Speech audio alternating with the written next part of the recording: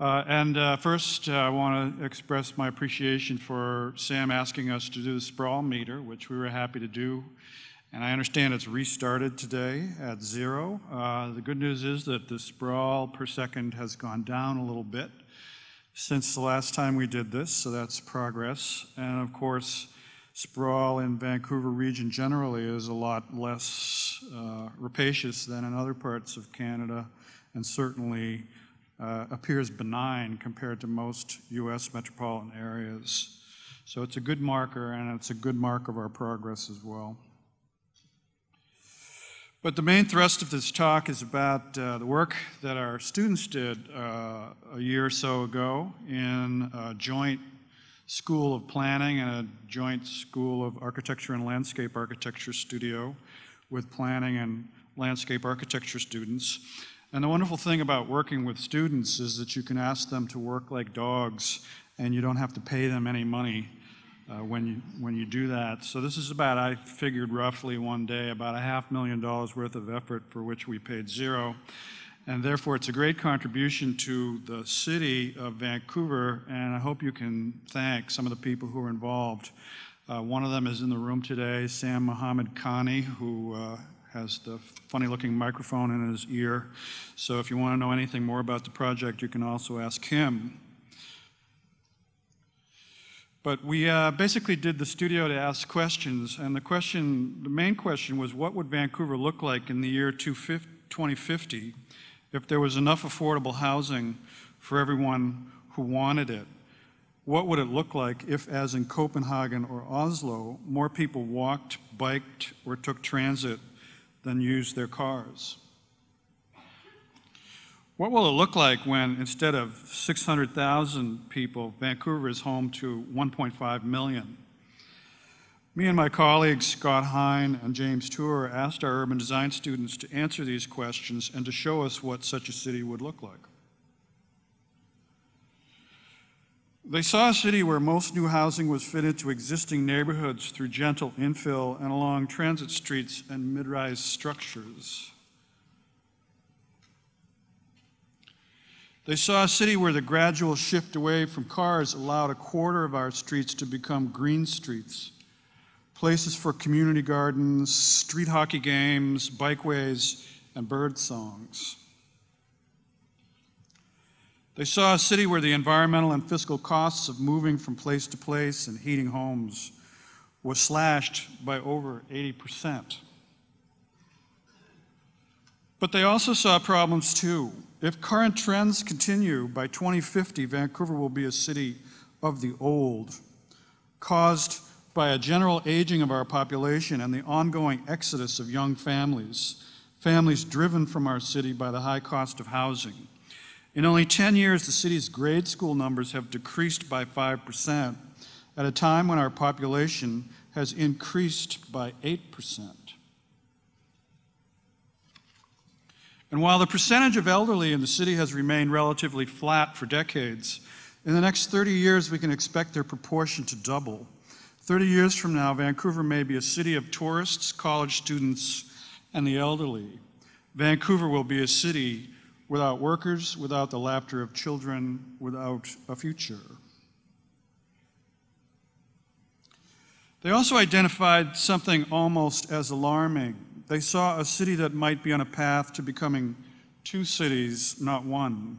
A city of gleaming high-rises in the downtown, and a static and unaffordable city of car-dependent districts everywhere else. Districts with empty schools, fewer and fewer services, fewer and fewer jobs.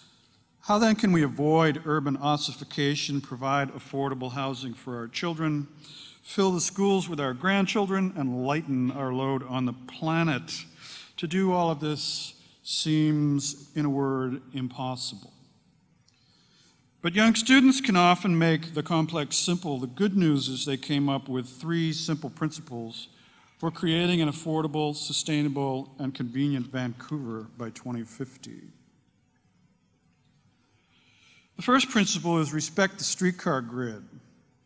Vancouver grew up around its streetcar grid, a system of equally spaced commercial streets that wove our city together.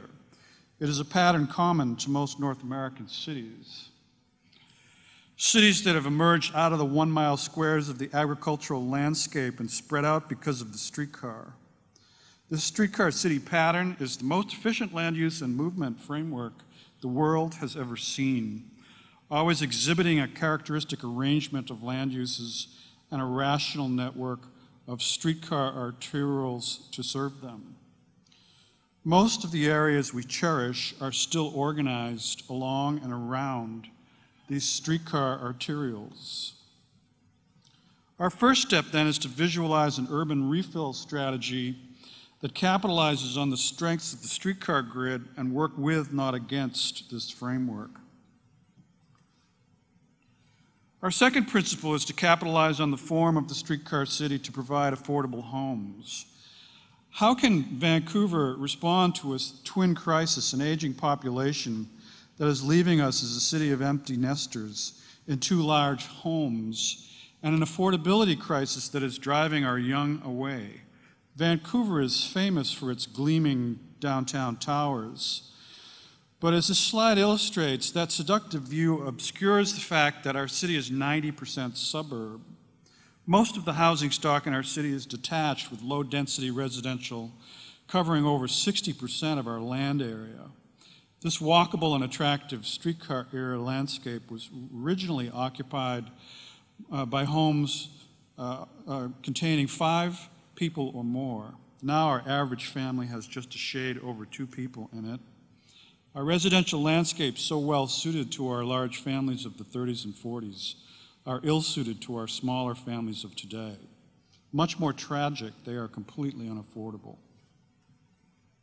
Statistics suggest that our homes are 3 times more expensive than they should be, requiring our average family to spend 98.5% of their entire income on housing, an absurd amount. At the same time, they are 3 times bigger than they need to be, given the reduced size of our modern families.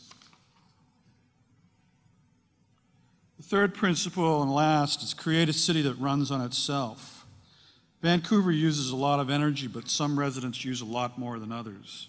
Why? Density has a lot to do with it, but must we all live in towers to save the planet? While the tower form is potentially the best way to concentrate density in one place, they may not be the answer for the other 95% of the city. The solution is to expand on what is there, the streetcar city fabric. First step is to electrify the transit system.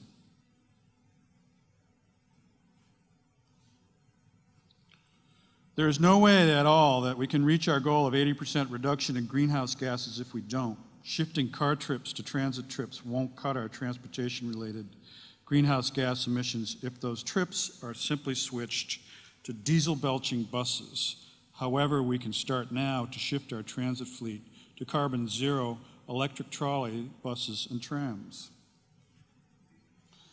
Second, there is no way we can reach our goal of 80% reduction in greenhouse gases for building condition if they are heated by 100,000 inefficient natural gas heaters.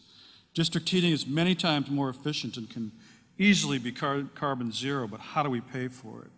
Development along the arterials provides a way to fund and extend our municipal district heating system up Cambie Street and from there east-west on arterial streets. When you put it all together, what are the layers of this new city? The first layer is interconnected places. Use the framework of our arterials to both connect and distinguish urban places. Second is strategic green jobs. Locate and integrate thousands of new green jobs throughout the city. The third is the green grid. Reconceive the streets of the city as an environmental network equal to the transportation network. And the fourth is expand over time a continuous system of natural areas and parks. Finally, the synthesis, the layered elements of the plan. This is an enormous amount of investment, all of which is capable of being produced as a consequence of the additional development anticipated in the city if one assumes that we welcome another 500,000 people. I'll leave it at that so I don't get the hook. Thank you very much.